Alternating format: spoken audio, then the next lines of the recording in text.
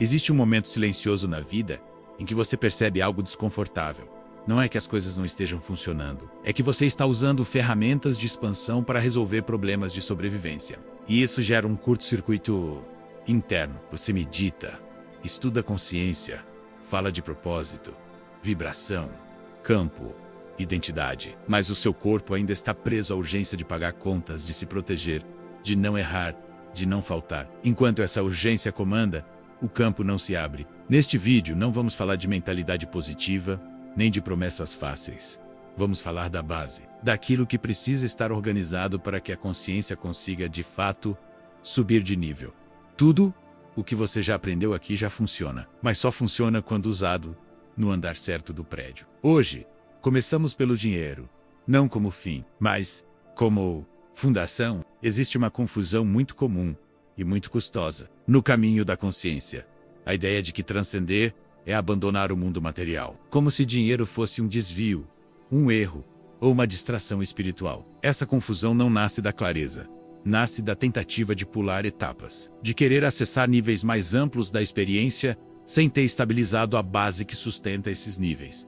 Sobrevivência não é um defeito do sistema, é um nível funcional da experiência humana. Quando falamos em níveis funcionais, estamos falando de algo que atravessa diferentes campos do conhecimento. Psicologia, biologia, neurociência e estudos de consciência chegam ao mesmo ponto por caminhos distintos. A experiência humana se organiza em degraus, não por mérito ou falha moral, mas por complexidade crescente de percepção e resposta. Em níveis mais básicos, a consciência está ocupada em garantir continuidade, comer, pagar contas, se proteger, evitar riscos. À medida que essa base se estabiliza, novos interesses surgem, relações, pertencimento, valor pessoal, sentido. E somente quando esses níveis encontram sustentação, é que perguntas mais amplas aparecem, como propósito, contribuição e integração com algo maior. Não se trata de ser melhor ou pior. Trata-se de onde a atenção precisa operar para que o sistema permaneça funcional. O problema não é estar nesse nível. O problema é tentar viver acima dele sem ter antes organizado esse nível. Quando o corpo está em alerta constante, quando o sistema nervoso vive em modo de contenção, quando a mente calcula risco o tempo todo, a consciência não expande.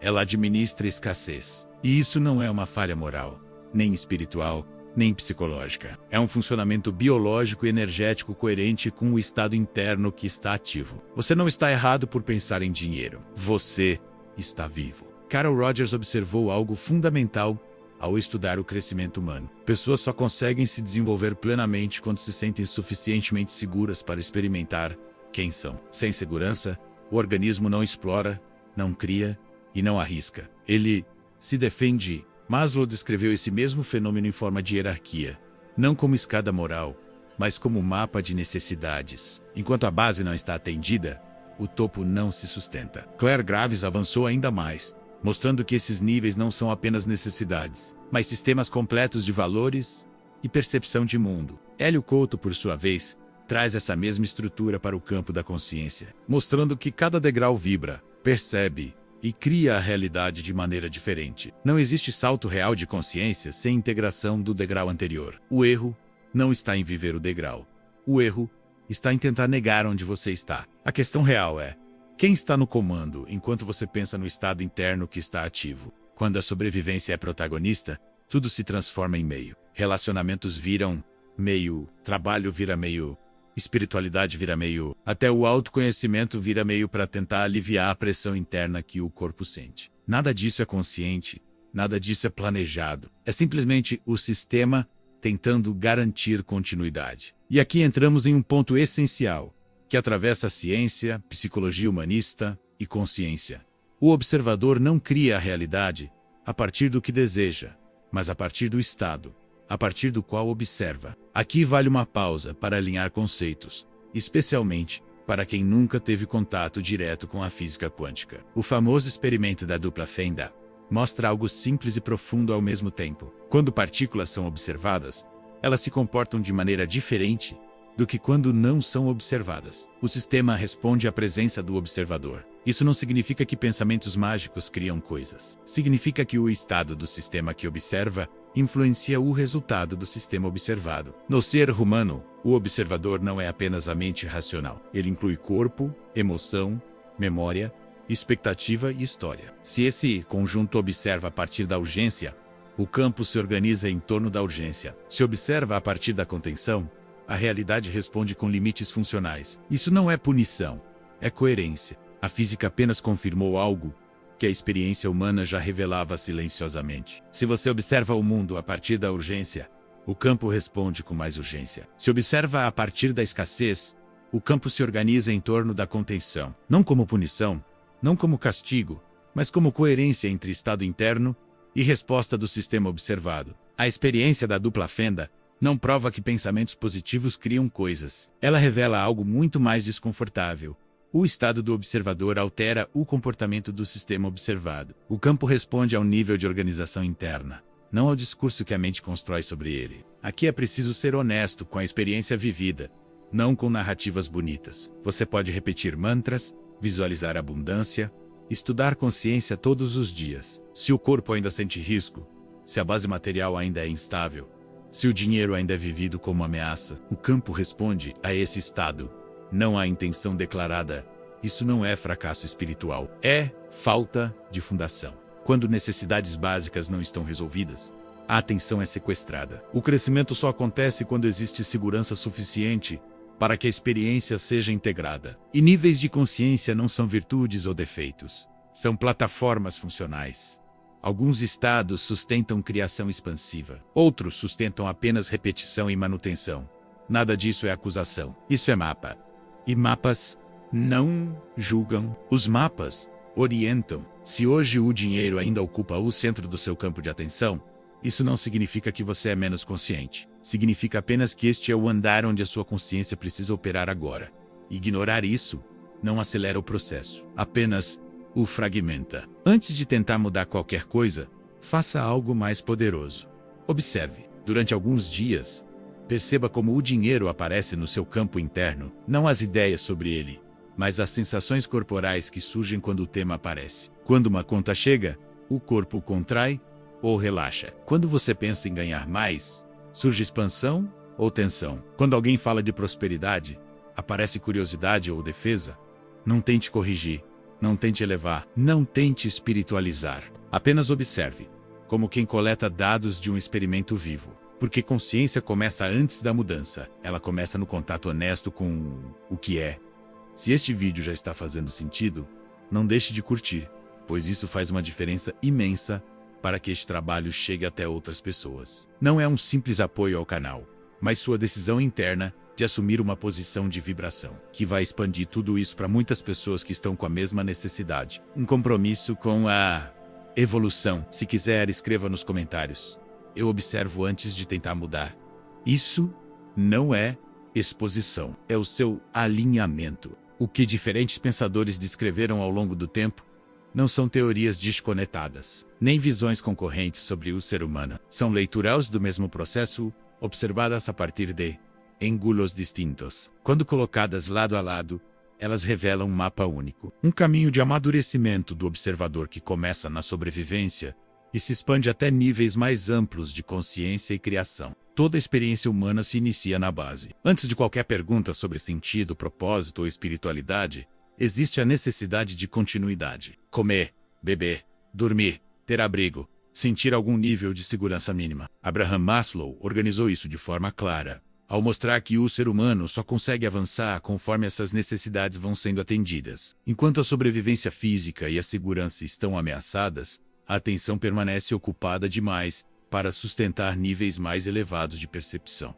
Na vida cotidiana, isso aparece de forma muito concreta. Contas, alimentação, moradia, previsibilidade mínima do amanhã. Quando esses elementos não estão organizados, o sistema interno entra em modo de alerta. Não por falha pessoal, mas por inteligência biológica. O organismo prioriza sobreviver antes de se perguntar quem é ou para onde vai. Quando essa base está instável, algo importante acontece no campo emocional. Carl Rogers observou que, em ambientes percebidos como ameaçadores, o self se contrai. A pessoa deixa de expressar quem realmente é e passa a se adaptar para se proteger. Surge um eu condicionado pelo ambiente, um eu que funciona, mas não se sente inteiro. Trabalhar apenas pelo dinheiro engolir situações que ferem valores pessoais, viver no automático são expressões desse mecanismo. Não são escolhas conscientes, são estratégias de sobrevivência emocional. À medida que a base se estabiliza, novas camadas entram em jogo. A busca por pertencimento, relação, sexualidade e vínculos se torna central. Depois, surgem temas ligados a poder, reconhecimento, estima e validação. Maslow descreveu esse movimento como uma progressão natural, não como julgamento, mas como condição humana. Cada nível se torna visível quando o anterior deixa de consumir toda a energia disponível. Claire Graves aprofundou esse entendimento ao mostrar que cada uma dessas etapas não é apenas uma necessidade, mas um sistema completo de consciência. Cada estágio possui sua própria lógica, seus valores, suas prioridades e sua forma de perceber o mundo. No nível da sobrevivência, a consciência é reativa. As decisões são de curto prazo. O ambiente determina quase tudo. No nível do pertencimento, a identidade se constrói a partir do grupo. No nível do poder, o ego busca afirmação, controle e domínio. Em níveis mais avançados, surgem ordem, realização, visão de longo prazo e, mais tarde, uma percepção mais integrada da vida. É fundamental entender algo aqui. Isso não é atraso. Isso é estágio. Cada nível acredita que sua forma de ver o mundo é a correta. Não por arrogância, mas por limitação perceptiva. A consciência só enxerga até onde consegue sustentar. David Hawkins trouxe essa mesma progressão pela lente da energia e da emoção. Ele mostrou que estados como vergonha, culpa e medo consomem quase toda a energia do sistema apenas para manter a existência.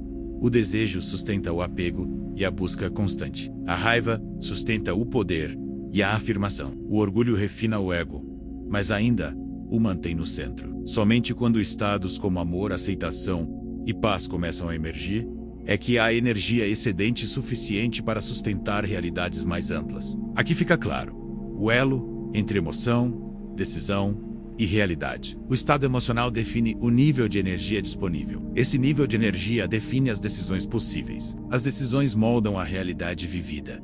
A realidade reforça o estado emocional. O ciclo se fecha e se repete enquanto o observador permanece no mesmo degrau. É nesse ponto que a síntese de Hélio Couto se torna essencial. Ele não cria novos degraus, nem disputa modelos. Ele traduz esse mapa para a linguagem da física quântica e do campo informacional. O que ele mostra é simples e desconfortável. O observador que opera nos níveis baixos não escolhe livremente. Ele reage, e o campo responde com mais do mesmo. Não por punição, mas por coerência. Enquanto o observador está em sobrevivência, medo ou validação externa, ele colapsa realidades compatíveis com esses estados. O cenário muda, os personagens mudam, mas o padrão se repete. Esse é o verdadeiro loop da sobrevivência. Aquilo que tradições antigas chamaram de samsara, a repetição de experiências geradas pelo mesmo ponto de observação. Hélio costuma condensar esse mapa para torná-lo direto. Sobrevivência marcada por medo, escassez e luta constante. Sexo, poder e ego marcados por desejo, competição e validação. Consciência marcada por alinhamento, amor e criação. Não é simplificação pobre, é compressão didática para revelar o essencial. Quando esses modelos são vistos em conjunto, algo se esclarece. A consciência não falha ao não estar no topo. Ela apenas opera a partir do degrau que consegue sustentar. O problema não é estar em um nível mais básico. O problema é tentar criar realidades de níveis superiores sem ter integrado os anteriores. A marcha da transformação consciencial começa exatamente aqui, no reconhecimento honesto do degrau atual. Não para se acomodar, mas para construir base. Quando a sobrevivência deixa de ser vergonha e passa a ser estrutura, o observador ganha espaço interno. E quando o observador muda de lugar, o campo responde de outra forma. Atualmente, a maior parte da humanidade ainda opera no degrau da sobrevivência. Seja por tudo o que já foi relacionado aqui, seja porque muitos não conseguem superar o meio em que vivem. As pressões do ambiente e os condicionamentos que se repetem, geração após geração. Nesse estado, o sistema reage mais do que escolhe, se defende mais do que cria, e se mantém mais do que evolui. É exatamente por isso que este momento exige superação consciente. Não uma negação da realidade, mas a organização da base necessária para liberar o trajeto aos próximos níveis. Enquanto o observador permanecer preso à sobrevivência, o campo continuará respondendo com experiências compatíveis com esse estado. Quando esse degrau começa a ser integrado, novas possibilidades se tornam visíveis e sustentáveis. Não por promessa, por coerência e por evolução. Depois de reconhecer os degraus da consciência, surge uma pergunta inevitável: se existe um caminho de amadurecimento do observador, por que tantas tentativas de mudança parecem não se sustentar? Por que desejos legítimos surgem com força, mas se dissipam ou se tornam instáveis com o tempo, exigindo esforço constante para não retroceder? O ponto central não está no desejo em si, mas no lugar interno, a partir do qual ele nasce. Desejo aponta uma direção, mas não organiza o campo. Quem organiza o campo é a identidade em operação no momento da observação. E identidade não é aquilo que dizemos que somos, mas aquilo a partir do qual reagimos automaticamente quando algo nos pressiona. Carl Rogers observou esse fenômeno ao estudar pessoas que viviam em ambientes percebidos como ameaçadores. Quando a sobrevivência emocional está em risco, o self se contrai. A pessoa deixa de agir a partir do que sente como verdadeiro e passa a se adaptar para manter aceitação, segurança ou pertencimento. Surge uma incongruência interna. O desejo aponta para um lugar, mas o comportamento nasce de outro. Esse mecanismo começa muito cedo e se instala de forma silenciosa. O observador cresce absorvendo associações simbólicas profundas, muitas delas nunca questionadas. Quantas vezes você não ouviu que dinheiro é sujo? Quantas vezes viu alguém lavar as mãos depois de tocá-lo, como se aquele contato exigisse purificação? Quantas vezes o dinheiro apareceu associado à culpa, à exploração ou à perda de valor humano? Essas ideias não costumam ser analisadas. Elas são incorporadas. E aquilo que é incorporado sem consciência passa a operar como identidade silenciosa. O observador deseja segurança, conforto e liberdade, mas observa o dinheiro a partir de um campo carregado de repulsa, medo ou desconfiança. O desejo olha para frente, mas a identidade ancora o presente em contenção. Rogers chamaria isso de um self adaptado ao ambiente. Um self funcional, mas desconectado da experiência interna autêntica. A pessoa segue vivendo, trabalhando, decidindo, mas sempre a partir de um ajuste defensivo. Não porque quer, mas porque aprendeu que aquele era o preço da continuidade. É exatamente nesse ponto que Hélio Couto aprofunda a leitura. Ele mostra que o observador não é apenas psicológico, ele é quântico e informacional. O observador é o conjunto integrado de emoção, crença, corpo e identidade colapsando o campo. Quando esse observador opera a partir da sobrevivência, ele não escolhe livremente. Ele reage, e o campo responde com mais experiências que exigem reação. O efeito observador deixa de ser teoria e se torna cotidiano. Não é que pensamentos criem realidade, é que estados internos organizam o tipo de realidade que pode ser sustentada. Um observador que associa dinheiro à ameaça colapsa, experiências compatíveis com a ameaça, mesmo quando conscientemente deseja prosperidade. Aqui nasce o conflito silencioso. Deseja-se avançar, mas sente-se desconforto quando isso se aproxima. Deseja-se estabilidade, mas a culpa ou medo associados a ela. O desejo pertence ao nível mais alto do mapa, mas a identidade ainda opera nos degraus inferiores. O campo responde à identidade, não ao discurso do desejo. Hélio costuma ser direto nesse ponto. Enquanto o observador está em sobrevivência, ele gira na roda da repetição. Muda o cenário, mudam as pessoas, mas o padrão se mantém. Não por castigo, mas por coerência. O campo não entrega experiências que o observador ainda não consegue sustentar. Por isso tantas tentativas de avanço parecem vir acompanhadas de ciclos. Um passo adiante, dois, dou volta. Um ganho aparece, mas logo vem ansiedade. Uma oportunidade surge, mas algo interno pede recuo. O sistema ainda não confia que aquele novo estado é seguro. A identidade protege antes que o desejo se estabilize. Isso não é sabotagem consciente, é organização defensiva. A ruptura começa quando o observador percebe de onde está observando. Rogers apontaria isso como o início da congruência, o momento em que a experiência interna começa a ser reconhecida sem julgamento. Hélio diria que é quando o observador começa a se deslocar de degrau, saindo da reação automática para uma posição mais consciente no campo. Não se trata de eliminar desejos, nem de negar condicionamentos. Trata-se de alinhar identidade e desejo ao mesmo nível de consciência. Quando esse alinhamento começa, o campo sente a mudança. Não imediatamente, não de forma espetacular, mas de maneira consistente. É nesse ponto que a marcha da transformação consciencial ganha tração real. O observador deixa de lutar contra o campo e começa a reorganizar o lugar de onde observa. E quando o ponto de observação muda, o tipo de realidade que se torna possível também muda. Esse movimento prepara o terreno para algo essencial. A compreensão de que o dinheiro não é o problema, nem a solução. Ele é apenas um espelho extremamente eficiente do nível a partir do qual o observador está operando. Atualizar a identidade não é negar o passado, é integrar o caminho percorrido. Reserve alguns minutos, sem pressa. Pense em algo simples relacionado ao dinheiro, uma conta, um ganho ou uma decisão financeira cotidiana. Observe o que acontece no corpo antes de qualquer pensamento elaborado.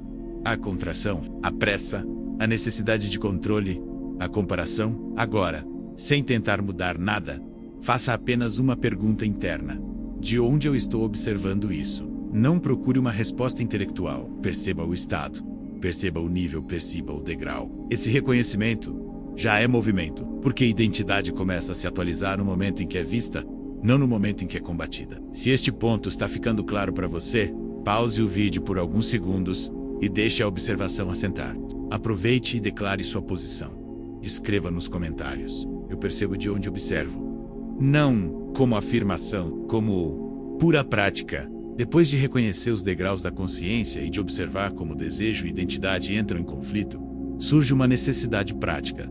Não basta compreender o mapa. É preciso perceber como esse mapa se manifesta no cotidiano, nas decisões pequenas, repetidas e aparentemente banais. É exatamente aqui que o dinheiro entra em cena, não como vilão, nem como solução, mas como um organizador silencioso da atenção do observador. O dinheiro não ocupa espaço apenas na carteira ou na conta bancária. Ele ocupa espaço mental, emocional e perceptivo. Ele direciona foco, define prioridades e molda o ritmo interno com que a vida é vivida. Quando o dinheiro está desorganizado, a atenção também está. Não porque o dinheiro tenha poder em si, mas porque ele toca diretamente nos temas de segurança, continuidade e previsibilidade, que são centrais nos primeiros degraus da consciência. Hélio Couto costuma ser direto ao tratar desse ponto. Para ele, o dinheiro não é causa, é efeito. Ele revela o nível de organização do observador. Um observador que ainda opera a partir da sobrevivência, utiliza quase toda a sua energia para responder a urgências. Contas, prazos, medos e expectativas ocupam o campo interno de forma constante. Nesse estado, a atenção não se fixa, ela salta. E onde a atenção não se fixa, a consciência não se aprofunda. Isso explica por que tantas pessoas se sentem cansadas, mesmo sem esforço físico extremo. O desgaste não está apenas no trabalho, mas na fragmentação contínua da atenção. Resolução hoje, apagar incêndio amanhã, adiar o depois. O sistema vive em modo reativo, e um sistema reativo não cria, apenas responde. Carl Rogers observou algo semelhante ao estudar ambientes que não oferecem segurança psicológica. Quando a pessoa sente que precisa se defender o tempo todo, a atenção se volta para fora, monitorando riscos, ajustando o comportamento, evitando conflitos. O self deixa de se expressar livremente e passa a funcionar como um mecanismo de adaptação. O resultado é uma vida funcional, mas empobrecida em presença. Quando o dinheiro está constantemente associado à ameaça, cobrança ou culpa, ele se torna um gatilho permanente de contração. Não é preciso que falte de fato, basta a sensação de instabilidade. O corpo reage, a mente acelera e a atenção se dispersa. O observador passa a viver projetado no futuro imediato, tentando evitar perdas, em vez de operar a partir do presente. É aqui que muitos se confundem. Acreditam que resolver o dinheiro trará automaticamente expansão, felicidade ou consciência. Na prática, o que acontece é mais simples e mais profundo. Organizar o dinheiro reduz ruído. Ele não cria expansão. Ele remove interferência. E remover interferência já é um avanço enorme no processo consciencial. Quando a interferência diminui, algo muda silenciosamente. A atenção começa a se sustentar por mais tempo em uma mesma coisa. A mente deixa de girar compulsivamente. O corpo reduz o estado de alerta. Não surge êxtase, surge espaço. E espaço é condição básica para qualquer movimento consciente mais amplo. Hélio costuma enfatizar que consciência não é um estado elevado permanente, mas a capacidade de permanecer presente, sem colapsar. Quando a atenção está fragmentada, o observador colapsa rapidamente diante de qualquer estímulo. Quando a atenção começa a se organizar, o observador ganha margem de escolha. Não controle absoluto, mas margem. Esse ponto é essencial. O dinheiro, quando minimamente organizado, sai do centro do palco. Ele continua existindo, mas deixa de fazer barulho. E quando o barulho cessa, Outras camadas da experiência se tornam audíveis. Perguntas mais amplas começam a surgir, não por obrigação moral, mas porque agora existe energia disponível para sustentá-las. Nesse momento, decisões começam a mudar de qualidade. Não porque a pessoa se tornou mais iluminada, mas porque deixou de decidir exclusivamente a partir do medo. Relações deixam de ser mantidas apenas por dependência. Trabalhos deixam de ser aceitos apenas por urgência. Pequenas escolhas passam a refletir mais alinhamento interno. É importante notar que isso não exige abundância extrema nem estabilidade perfeita. Isso simplesmente requer funcionalidade suficiente. O ponto não é acumular, competir ou provar valor. O ponto é reduzir o nível de ruído a tal ponto que a atenção possa se reorganizar. A consciência não pede luxo, ela pede continuidade. Quando esse processo começa, o observador muda de posição de forma quase imperceptível. Ele deixa de ser puxado o tempo todo pelas circunstâncias e passa a se posicionar com mais clareza diante delas. O campo responde a esse reposicionamento, oferecendo possibilidades compatíveis com esse novo nível de organização, não mágicas, mas sustentáveis. Esse é o momento em que o dinheiro revela sua verdadeira função no caminho da consciência. Ele não define quem você é. Ele mostra de onde você está observando. Ele não traz sentido. Ele libera espaço para que o sentido se manifeste. É por isso que tentar saltar diretamente para discursos de propósito, missão ou contribuição, sem organizar esse nível, costuma gerar frustração. Não porque esses valores não sejam reais, mas porque o observador ainda não consegue sustentar tudo isso sem colapsar. O dinheiro, visto dessa forma, deixa de ser tabu e deixa de ser fetiche.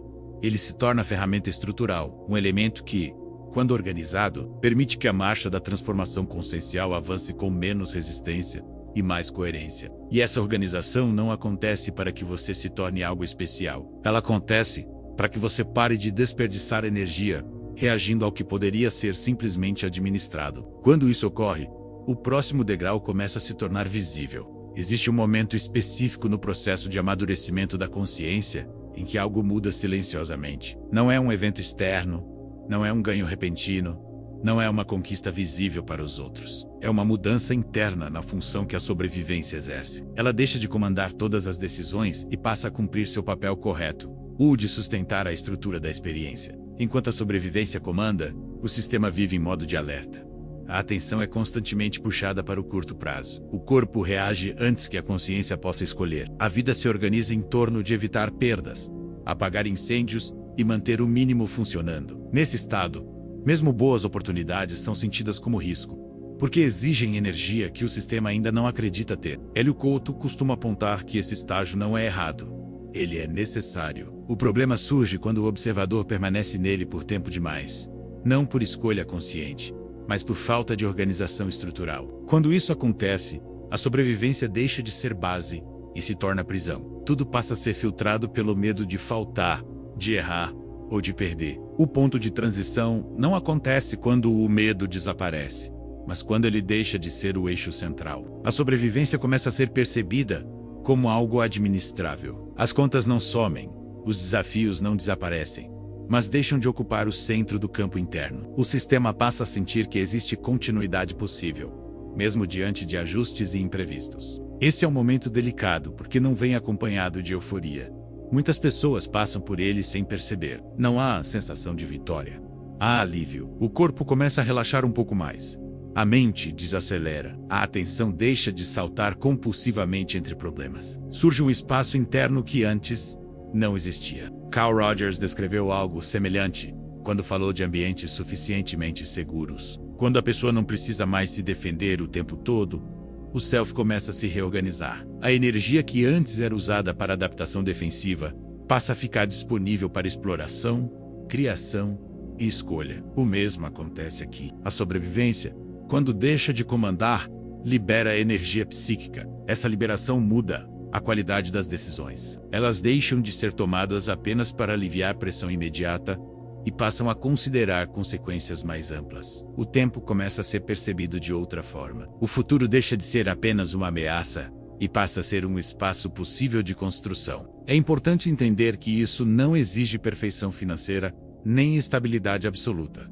Exige funcionalidade suficiente. Um nível em que o sistema confia que pode atravessar o próximo período sem colapsar. Quando essa confiança mínima se instala, algo fundamental acontece. O observador muda de posição. Hélio descreve esse ponto como uma mudança no lugar do observador no campo. Antes, o observador estava colado à sobrevivência, reagindo automaticamente a tudo que tocava esse tema. Agora, ele começa a observar a sobrevivência de fora, como algo que faz parte da experiência, mas não define quem ele é.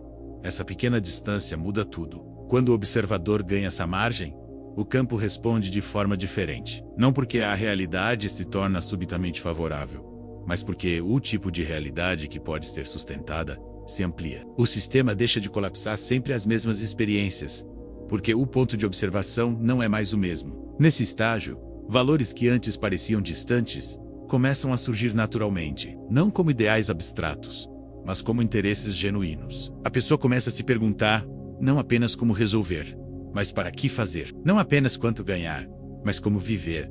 Essas perguntas não surgem por obrigação moral, surgem porque agora existe espaço interno para sustentá-las. Esse é o início da transição entre sobreviver e viver de forma mais consciente. A sobrevivência continua presente, mas agora, como base, ela sustenta a estrutura em vez de sequestrar a atenção.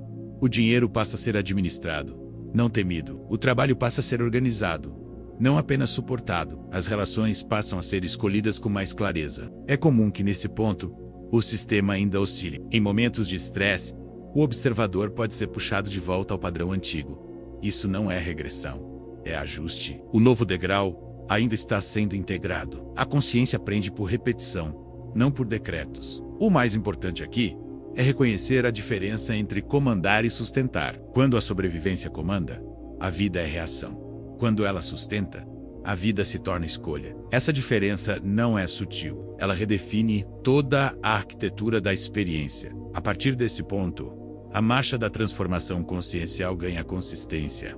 Não velocidade, mas consistência. O observador começa a caminhar com menos medo de cair, porque a base já não é tão frágil. O campo responde com mais estabilidade, mais continuidade e mais possibilidades sustentáveis. Esse capítulo marca exatamente esse limiar, não o fim da sobrevivência, mas o fim do seu domínio absoluto. É aqui que o caminho para níveis mais amplos se abre de forma realista, sem fantasia e sem negação da realidade. Quando a sobrevivência sustenta, a consciência pode avançar. E isso muda tudo. Reserve alguns minutos para perceber algo simples. Observe como você reage internamente quando pensa no seu mês financeiro. Não nos números exatos, mas na sensação geral. Há pânico, a tensão constante, ou há uma sensação de que, mesmo com ajustes, existe continuidade possível. Não busque uma resposta bonita. Busque uma resposta honesta. Agora perceba outra coisa. Note, se existe espaço interno para pensar em algo além da resolução imediata. Um projeto, uma melhoria, uma contribuição, algo que não seja apenas apagar incêndio. Se esse espaço começa a aparecer, mesmo que pequeno, isso já é sinal de base se formando. Reconhecer esse ponto não é se acomodar, é saber exatamente onde você está pisando. Se este capítulo trouxe clareza, deixe o vídeo seguir por alguns segundos em silêncio depois dele. Não preencha imediatamente com pensamento. Se fazer sentido, escreva nos comentários. Eu organizo para sustentar, não como promessa, como posicionamento interno. Até aqui, falamos de mapas, degraus, identidade, atenção e base. Agora entramos no ponto mais sensível de todo o processo, porque ele não acontece apenas no entendimento intelectual. Ele acontece na forma como o observador se posiciona repetidamente diante das situações mais comuns da vida. Reposicionar o observador não é um conceito elevado. É uma prática cotidiana, silenciosa e muitas vezes imperceptível para quem está de fora. Hélio Couto costuma enfatizar que o observador não é uma ideia abstrata. Ele é o ponto a partir do qual o campo é colapsado a cada instante. Esse ponto não muda porque alguém decidiu mudar. Ele muda porque o sistema aprende que existe outra forma de observar sem entrar em colapso. E aprendizado, nesse nível, acontece por repetição consciente, não por esforço heróico. Na prática, isso significa que o reposicionamento do observador começa nos detalhes, na maneira como você responde a uma cobrança, no tom interno com que pensa sobre uma conta, na forma como reage a um atraso, a uma perda pequena ou a uma oportunidade inesperada. Cada uma dessas situações ativa automaticamente o antigo padrão de sobrevivência ou abre espaço para Uma resposta um pouco mais organizada. Carl Rogers falava da importância de um ambiente suficientemente seguro para que o self pudesse emergir. Aqui, esse ambiente começa a ser construído internamente. O observador aprende a oferecer a si mesmo um mínimo de segurança emocional para não reagir imediatamente. Não se trata de suprimir emoções, mas de não permitir que elas comandem o sistema inteiro. O erro comum é acreditar que reposicionar o observador exige estados especiais, longos períodos de silêncio ou ausência total de desafios. Na realidade, o treino acontece justamente no meio da imperfeição. É quando algo sai do esperado que o padrão antigo tenta reassumir o controle. E é exatamente aí que a prática se torna possível. Reposicionar o observador não é negar o problema, é mudar o ponto interno a partir do qual ele é observado. O mesmo fato, visto a partir da sobrevivência, gera contração. Visto a partir de um ponto um pouco mais estável, gera organização. O fato não muda. O observador muda. Esse processo exige algo fundamental: paciência consigo mesmo. O sistema não abandona um padrão que garantiu sobrevivência por anos de uma hora para outra. Ele testa. Avança um pouco. Regride. Ajusta. Avança de novo. Esse movimento não é falha. Esse movimento é pura integração. Hélio descreve esse treino como a passagem gradual da reação para a escolha. No início, a escolha é pequena. Às vezes é apenas um segundo a mais antes de responder. Às vezes, é uma decisão ligeiramente menos defensiva. Às vezes, é a capacidade de observar o impulso sem obedecê-lo imediatamente. Esses pequenos deslocamentos acumulam efeito. Com o tempo, algo começa a mudar na experiência interna. O corpo reconhece que nem toda situação exige alerta máximo. A mente aprende que nem toda incerteza é ameaça. A atenção começa a se fixar por mais tempo no presente, em vez de ser puxada constantemente para o futuro imediato. Esse é um sinal claro de que o observador está se reposicionando. É importante entender que esse treino não visa eliminar o medo ou a insegurança. Visa reduzir o domínio absoluto que eles exercem. Quando o medo aparece, ele é reconhecido. Quando a insegurança surge, ela é observada.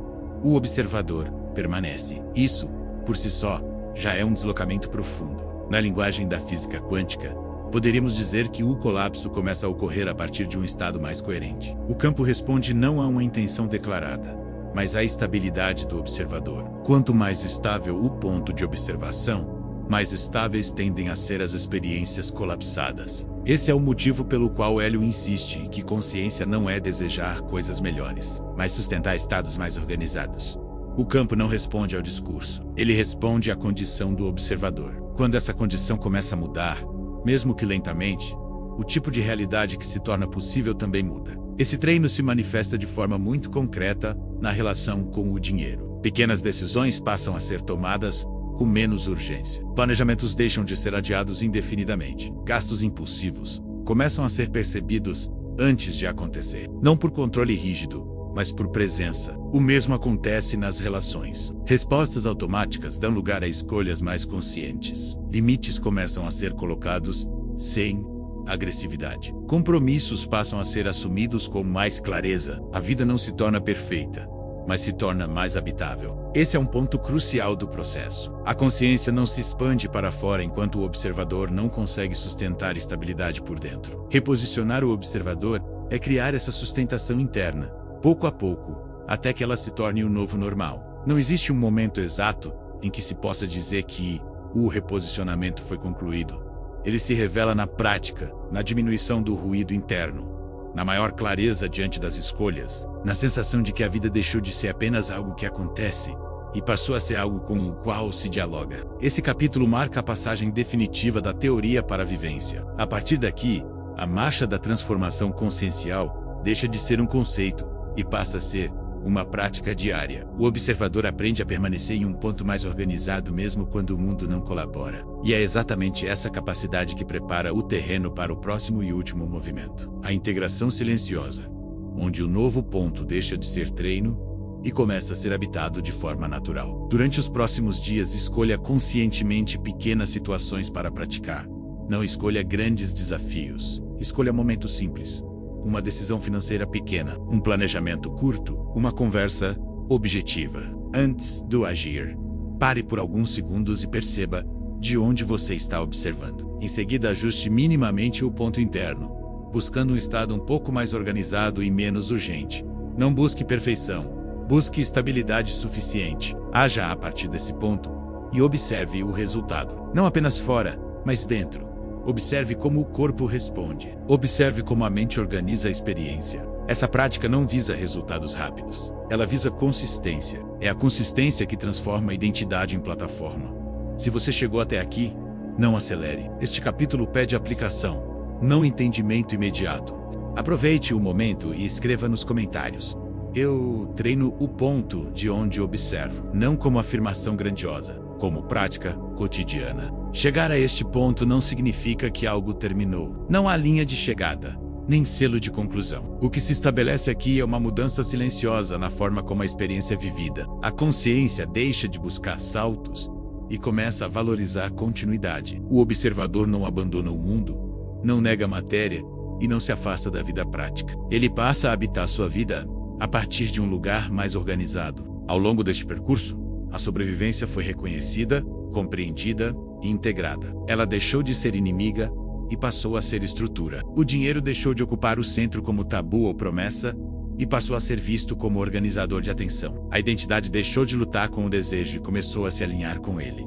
Esses movimentos não produzem euforia, produzem estabilidade. E estabilidade é um dos sinais mais claros de amadurecimento consciencial. Hélio Couto costuma afirmar que consciência não é um estado elevado permanente, mas a capacidade de sustentar coerência mesmo quando o ambiente não colabora. Esse ponto se torna muito claro aqui. A integração silenciosa não acontece quando tudo está favorável. Ela acontece quando o observador consegue permanecer em um ponto mais organizado mesmo diante de pressões, incertezas e ajustes necessários. Carl Rogers apontaria isso como congruência. Um estado em que a experiência interna, a percepção da realidade e a ação começam a se alinhar. Não por esforço, mas porque o sistema já não precisa se fragmentar para sobreviver. Quando a base está suficientemente organizada, o self não precisa mais se esconder. Ele pode emergir com mais naturalidade. Esse é um momento sutil, porque não vem acompanhado de grandes mudanças externas imediatas. Muitas vezes,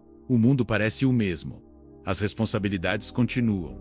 Os desafios permanecem. A diferença está no modo como tudo isso é observado. A vida deixa de ser apenas algo que acontece ao observador e passa a ser algo com o qual ele dialoga. Na linguagem da física quântica, poderíamos dizer que o colapso das possibilidades começa a ocorrer a partir de um estado mais coerente. O campo responde não a desejos declarados, mas à condição do observador. Quando essa condição se estabiliza, o tipo de realidade que pode ser sustentada se amplia. Não porque o universo concede favores, mas porque o observador passou a oferecer estrutura para algo diferente. Essa mudança tem efeitos práticos muito concretos. Decisões passam a ser tomadas com menos urgência e mais clareza. O tempo deixa de ser vivido apenas como pressão e começa a ser percebido como recurso. Relações deixam de ser mantidas apenas por necessidade e passam a ser escolhidas com mais consciência. O trabalho deixa de ser apenas meio de sobrevivência e passa a ser campo de expressão possível. Nada disso acontece de forma perfeita ou linear. Oscilações continuam existindo. Em momentos de estresse, o antigo padrão pode tentar reassumir o comando. Isso não é regressão. E ajuste fino. A consciência aprende por repetição. Cada vez que o observador retorna ao ponto mais organizado, mesmo depois de oscilar, ele fortalece a nova estrutura. É importante compreender que integração não é ausência de conflito, é capacidade de atravessar o conflito sem se perder nele.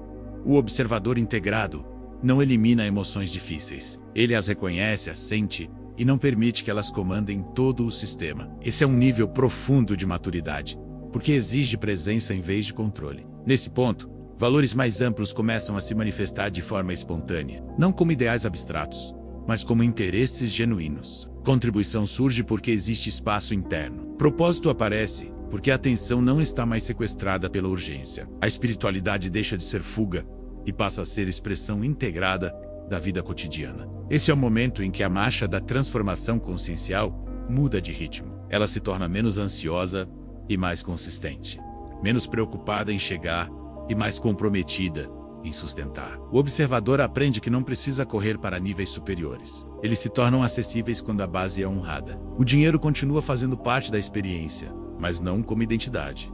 Ele é ferramenta, meio, estrutura. Não define valor humano, não determina consciência não carrega culpa intrínseca, ele apenas reflete o nível de organização do observador. Quando esse nível muda, a relação com o dinheiro muda naturalmente, sem esforço moral. A partir daqui, o caminho não exige novos conceitos, mas prática contínua. O observador segue treinando presença, alinhamento e coerência. Pequenas escolhas passam a ter impacto cumulativo. Pequenos deslocamentos internos geram efeitos sustentáveis. A vida deixa de ser uma sequência de reações e passa a ser um processo de criação consciente possível. Esse fechamento não é um convite à idealização, é um convite à honestidade com o processo. Cada degrau integrado libera o próximo.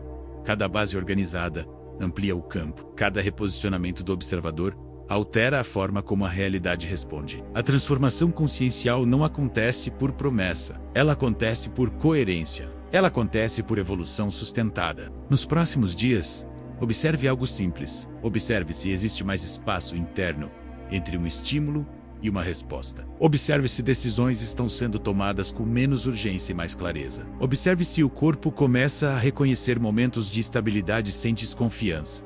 Não force nada, apenas reconheça. Se em algum momento perceber que voltou ao padrão antigo, não transforme isso em problema. Isso faz parte do processo de integração. Retorne ao ponto possível e siga. A marcha não é sobre velocidade, é sobre direção sustentada. Se este vídeo acompanhou você até aqui, permita que ele continue operando mesmo depois de terminar. Não consuma como conteúdo. Use como referência prática. Deixe a sua integração registrada e escreva nos comentários. Eu sustento o próximo passo, não como promessa ao futuro, como compromisso com o presente. Se você permaneceu até aqui, é porque algo em você esteve disposto a permanecer presente. Não para fugir da vida, não para negá-la, mas para reorganizar o lugar a partir do qual ela é vivida. Lembre-se disso. Você não precisa correr. Você não precisa provar nada. A consciência não evolui sob pressão. Ela evolui por coerência. Honre a base onde você está. Integre.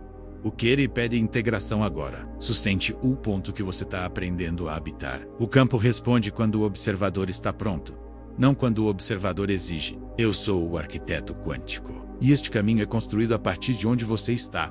Um passo coerente de cada vez.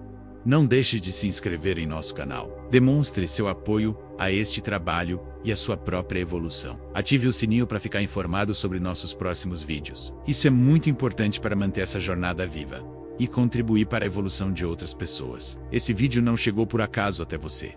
Chegou porque você já iniciou essa jornada. Nada é por acaso. Nada é coincidência. Permaneça presente, permaneça observante e continue a marcha.